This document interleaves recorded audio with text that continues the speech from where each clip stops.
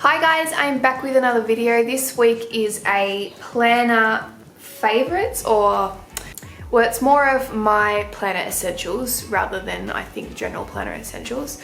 So I've got a few things here as well, and I'll also show you how I put in my stickers because I've got all of that out for you today. So I recently just made a purchase with Erin Condren, and I ordered a couple of new covers, one of which is this one here, which I really love. I'm so glad that I got it. I would like to do a themed one next time. I have seen a couple of different themed ones like winter or summer or that kind of thing, and I think that would look really nice for the seasons. So I might attempt that next time. And I did get a $25 off coupon as well. So I think I might use that at some point, but I thought I'd just show you some. I'll show you now as well. I also got this cover as well, which is one of the new ones that they released. But I thought I would just show you some of my planner essentials. So first off, I think is your be all and end all. You need to have a planner. Now you don't need to have an Erin Condren. When I first got a planner last year, I hadn't really researched any others. I was aware of a few, but Erin Condren really took my fancy because of the customization of it. I kind of reckon that they're probably the most customizable. Is that a word? Customizable? Probably not, I don't think it is, but anyway, I'm able to customize them the most. So of course your covers is one of them. You can customize stickers. You can customize stickers to have faces on it like this here, which is really cool for birthdays. And you can get a whole bunch of other things as well, like planner cases and laptop cases and that kind of thing, which is really good. And I liked as well that you can either get a vertical or a horizontal.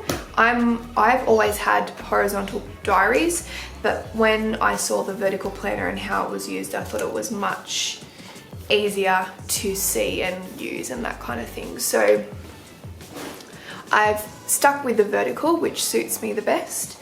I'd say your next essential thing, I don't think for a planner you need to use stickers. And when I first started, I had barely any. As you can tell, I was only using an Erin Condren Do It All dot, and then my first couple of weeks was just bare minimum, which I actually really liked. I just used some stickers from the actual Erin Condren book, and it was really easy planning that first week up. And as I said in previous videos, I plan because a lot of the time it's for my memory, because I have a pretty shocking long-term memory. So I like being able to go back and seeing what we did, and I do that, make sure I do that each week. I go in and write little things that have happened or things that I want to remember. So again, this is like washi tape that I got at the reject store, and everything was really like minimal. I think the first order that I got was from Paper Bay, which were this weekend banner. But I would say that stickers are not essential, but if you enjoy decorating with stickers, then definitely get some if you can afford it and if you want to. I tend to be minimalistic widespread most of the time. However, I have gone overboard on some months, which I'll show you. It did happen a lot in December, which December is a busy time of year. So as you can tell, that was a way full on. That was so hugely full on. And then I brought it right back in January because I wanted to, you know, return to my roots and try not put things down just for the sake of it. And I tried to bring it back and have a bit more white space in there. This is probably one of my most minimalistic spreads, this one here, and I actually quite like it. I like that there's a lot of white space in there. However, if you do want to use stickers in your planner, then I would suggest this is one of the ways that you could organize your stickers. I have done a sticker organization video before, which I will leave up the top, so I won't go into the fine details, but I use these 3 folders for my stickers. This little, I am actually gonna change this one out eventually. This won't be here forever. I'm gonna get a one similar to this and put all my stickers in 3 binders because I'm just sick of it. I also ordered a Christian Designs binder. I am so excited but man, that was one costly purchase, and I obviously won't be doing that very often, but I feel like a Chrissy Designs binder is an investment because there's so many stickers involved and they're so well made. And I just recently did a first impression of her stickers, and I have to say they are super high end, and I go into all the details there, but I really love all of the stickers that I got. I wouldn't necessarily, like I said, I wouldn't necessarily use stickers like this. They're like little gremlin monsters. However, you can't deny that they're well made and the quality of them is really high. So I went ahead and I purchased one, and also I didn't know when they would be back on sale, so I just decided to go for it. And my husband is very supportive, which is good as well. And so yeah, back on track. These are the 3 folders I've got. This A5 is kind of more like my everyday. As I've said previously, it's really hard to get to. It's really hard to see what I've got. Sometimes I forget what I've got, so that's why I'm going to be changing it into one of these. For these binders, your best bet is to get some dividers and split them up how you like. This is how best I divide them. So I've got dividers with what they are along the side here. I don't split them up into kits, I split them up into the type of sticker that they are. And so I have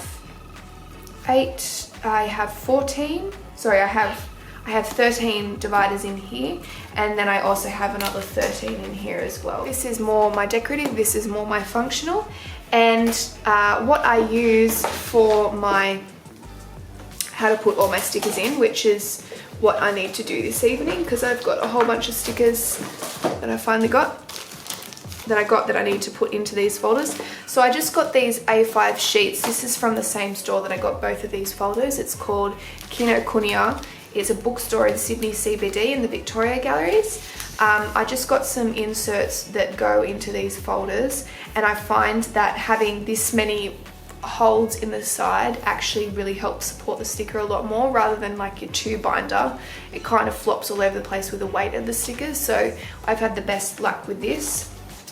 And then what I do is I cut my stickers up into whatever category they are. For instance, like weekend banners, I cut them up, as you can see. These are from kits. And then I glue tape them down. So I won't do the whole thing, I just do a minimum, a little line, up the top here. And then when it's done, I just rip it out. And as you can see here, I've ripped one out the other day. It's not repositionable glue tape, and I think you can get repositionable glue tape, but I haven't really had a problem ripping them up. And if worse came to worse, I would just, you know, put a new sheet down and put them on top of a new sheet. So I've had a really good experience with that, but as I said, I've got stickers floating around that I need to put into a home. I would say I'm pretty much at capacity for this binder. As you can see, it's pretty full. That means I'm not going to buy any more. I am really trying to rein in my purchases and make sure that I utilize everything I've got, because at the end of the day, you don't need more stickers when you've got them here. It's just like more, but you know, they are so beautiful. So sometimes I make small exceptions, but I'm really trying to use what I've got in these folders. This here is not quite at capacity yet. I've still got a little ways to go, but these are more of my decorative stickers in here, which there's a lot more in here that I need to put on. So in regards to stickers, as I said, I use a glue tape. I also use, it's good to have a pair of scissors around. I use these to cut my stickers up and put them in my binders, but I also use this now for my washi tape. These scissors I got from my mum. They're made in Japan. They're craft scissors, and they're really sharp, so it's good for washi tape. I used to use like a gift card or a credit card or something like that, or a ruler for washi tape in my planner, but I found that it was ripping, as you can see here. It's not straight, and I hate that. And my mum, when she was watching my videos, said to me every time, you need to get something you need to cut them instead of using a ruler, because you're just screwing them up. And it doesn't really bother me in here like that, but it's nice that when they're cut, like for instance, I have been cutting them for the last couple of weeks and they're much more streamlined. So I really like that.